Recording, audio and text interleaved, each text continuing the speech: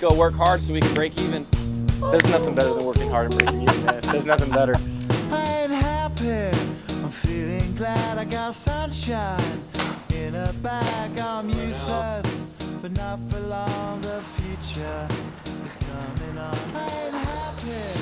I'm feeling glad. We're gonna have to be creative this week. We got a code red, baby. not for long. The future is coming. Nice. Thanks. That was a really good take. Did you like that take? Good. I haven't done this in months. The handstand? Yeah. But like from this. I used to be good at handstands, not gonna lie. I used to be able to walk. I can't do it. I've never been able to walk on my hands. Like this, see? So tough. He just walked on his hands, dude. That's a good joke. Is that what you're gonna tell your kids? Yeah. That's a good. dad joke. In Utah, we have two seasons of off season, which is super fun. So we have obviously the winter. I'm winded. We have winter, which is like usually we slow down like December, January, February, and then March starts picking up, and then we get super busy in spring. And then we have late summer, so like late July and August usually slows down because so many people are out of town, kids are going back to school, and people just aren't thinking about getting their windows cleaned because they're so busy. Sports are starting again. Sports are starting. It's expensive. So we're in the midst of that right now. Yeah, that's bad. And August, for some reason, is our month that we have the least amount of service plans too. So I mean, usually we shoot to do like 120K a month is kind of like our break-even point with where all our fixed expenses are at with like warehouse, salaries, all that stuff. And yeah, this month we were doing our leadership meeting and we're like, cool. We usually have about $100,000 in planned clients booked already, but we have like 55 this month. 60. 60. Yeah. So we got to figure out a way to at least get to 100,000 to 120,000 to break even this month, which is not a fun spot to be in. No, not at all. Like the transition with like sales that we've been having, so that's been a struggle. So like we took Nico off of like residential normal sales, like phone sales. He's focusing more on commercial sales. And then we moved Dana. Dana used to do our office sales. We moved her back to that. So there's that little transition period where she's learning. She's never sold on HouseCall the way we do it now with service plans. So it's going to be a little bit of a transition for her. So we didn't time it very good. That couldn't have been better timing right now. We did a transition where conversion rates are going to be lower. Yeah. In the worst season. In the worst season. So, where conversion rates can't be low. So good job on that. Yeah, that was great planning. We crushed that. Yeah, dude. Sometimes you don't put, Yeah. I feel like we're pretty good at game playing, but that one we kind of humbled the bag a little bit. So we got some other stuff in the works. Like we have Brigham and Taz. We've talked about previous that they sold for us door to door last year, and since we don't have enough like planned work for them this month, we're gonna have them go knock some doors to try to keep the guys busy. Which they've done it before, so I think they'll be able to help out a lot actually. Yeah. So it is what it is, but these are the joys of owning a seasonal business. These are the battles that we decided or like we chose to take on. And so you just roll with the punches. And I mean, I think a lot of times people see like what we've built and it's like, cool, it's all sunshine and rainbows and everything's great for us, and everything goes perfect, and that's not the case. And we still have a lot of struggles when scaling the business, and it's just like, I don't think the struggles ever go away. I think like our ability to overcome them and come up with solutions changes a lot because we know we're doing a little bit more. But I mean, like at every scale of the business, at every size, you're going to have problems, and you roll the punches, you solve it, and on to the next month. Yeah. We can't wait for next month. September. Next month will be nice. We have like 120,000 in playing clients. Yeah. We'll literally go from like doing 100 to like 160 plus. Yeah. So yeah, it's just crazy. Joe, if we break even this month, a good month. Yeah. After salaries and stuff, but yeah, we'll be chilling. Is that good? Chill? Chop that up? All right, dude. Cool. Let's get it. Come on. Buckets, dude.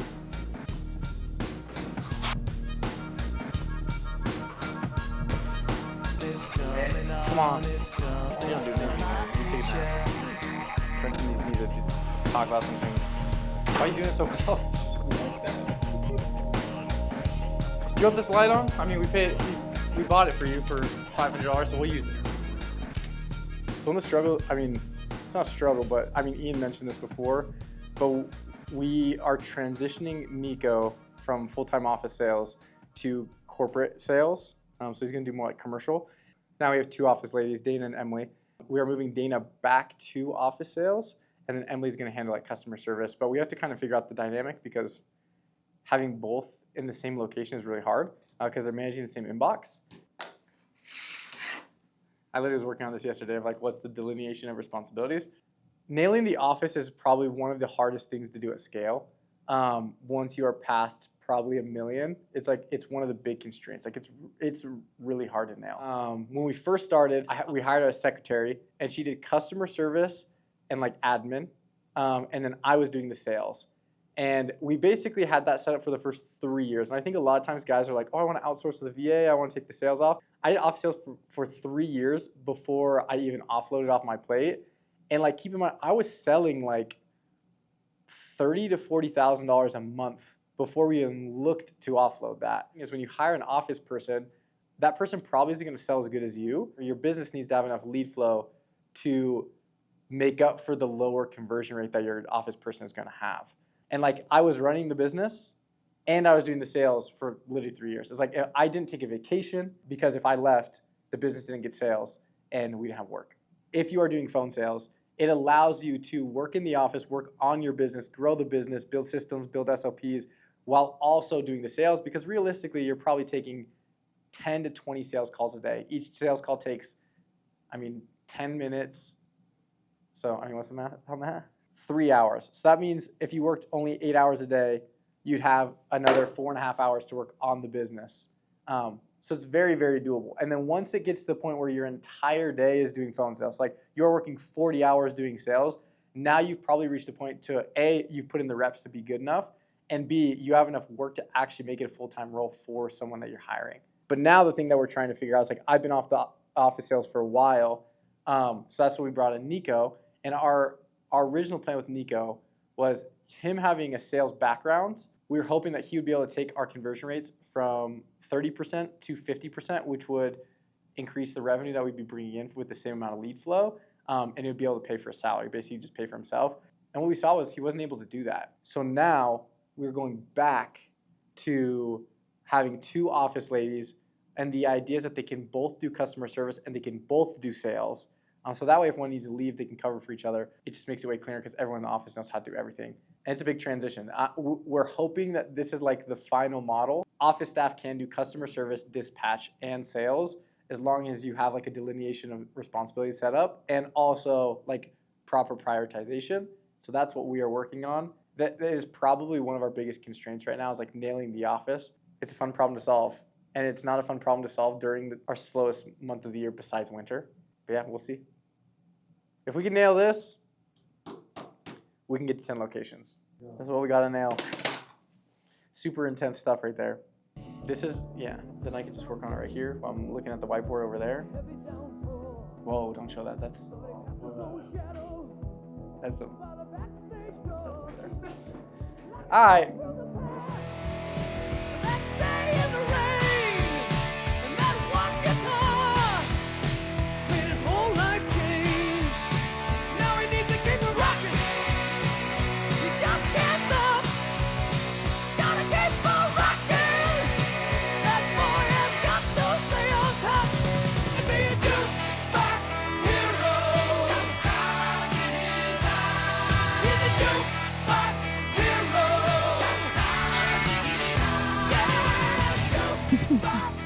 All right, we're out here in Daybreak with the boys. Just finished up a soft wash, hitting the windows now. Well, it's soft wash, exterior windows, screens, and tracks.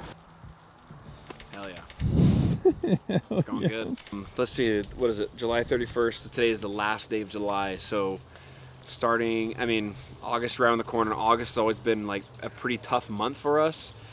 Just because like schools getting back in, sports are starting again. It's just kind of expensive time for families right now, and we've always had a hard time like landing plans in August. So usually every month we have like 100 to 120,000 in plans. In August we only have like 65.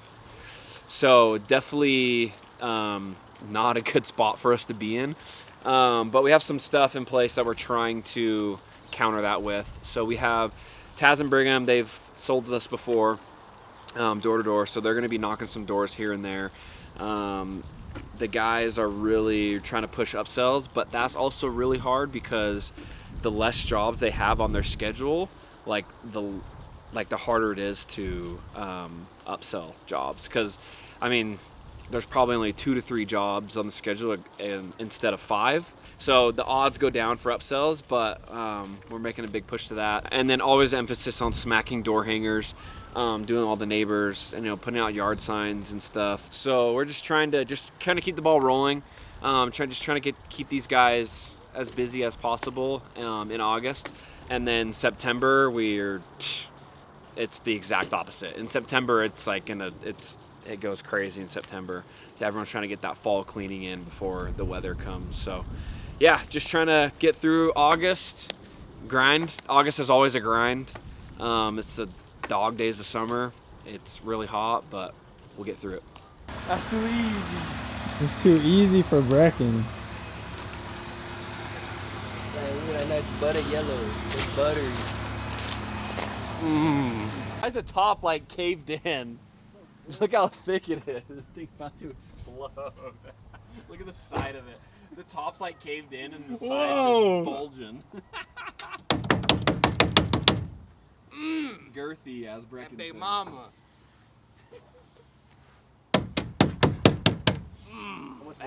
Gotta get down there in that hole. It's that wasp nest right there. Oh, is it really? Yeah. Let's see if we Don't can piss see. them off. Dude, those things are It's huge. right there in that corner. Huh? I'm doing this for free. That's so nice of you. Ask for Brecken, I'll do it for free. Not all of them, just some of them. Just a couple. If there's only a couple, leave me a review. Oh yeah. Look at that. Good thing I'm small. This would be un problema. Nice. Broke my arm. Good work. Vibing? How much money? $12.55. How many hours? 2.5. Alright, let's go grub. Trying to go in and out. Thank you. That's right. Thank you. It's really hard. We going to Enterton? Going to going to get that enemy style. Enemy style. Get that camera out my face, boy. We're back, baby. This is a use when we go out with old Brecky. I hit that Get some in and out. Dude.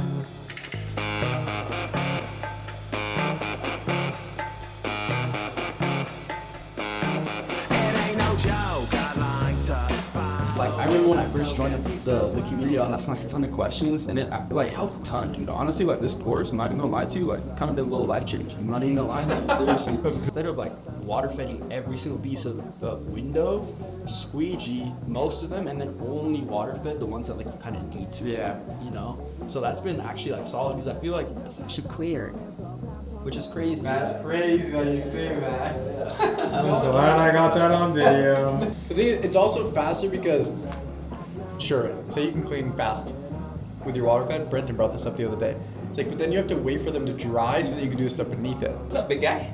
You learn some stuff. What you grubbing on? You know, a little Chipotle? But, I mean, what we're trying to do is we're focusing on, you know, the quality. That's the thing. If everything's door to door down there, the easiest way to set yourself apart is by doing ads. There's so many people that can come in and do door to door and like kill it.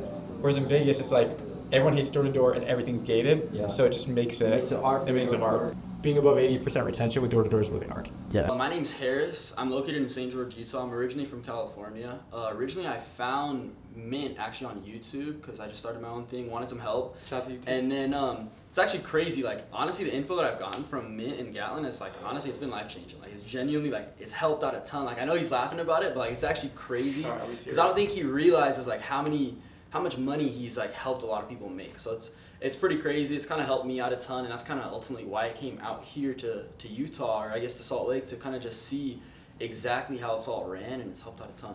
So. Well, what you think now Appreciate you've that. seen it? I think it's, you know, the proof's in the pudding, you know what I'm saying? So it's like There we go. 100%. It's like you know, there's tons of gurus online, you know, talking about like just whatever, you know, with the window cleaning and stuff, but like, there's not really too many that are kind of like out there like showing what they're doing and then like actually also doing it. So you guys got it locked in here. Thanks, bro. Locked in. That's what we always say. Show, don't tell. 100%. 100%. There we go. That was it. Light work. Thank you. I didn't know we were gonna get a testimonial real quick. Yeah. I appreciate it. Be here, but appreciate you coming. You're the man. Of course. Thanks for having us. Nice to meet you. Yeah, nice to Hey, meet you. help this guy out. Oh, always. Take care of this dude. He's a good Nice to meet guy. you, big guy. Not a lot. Let's see him. Dang. My, Got that hanging. What? Do your dance, do your what it.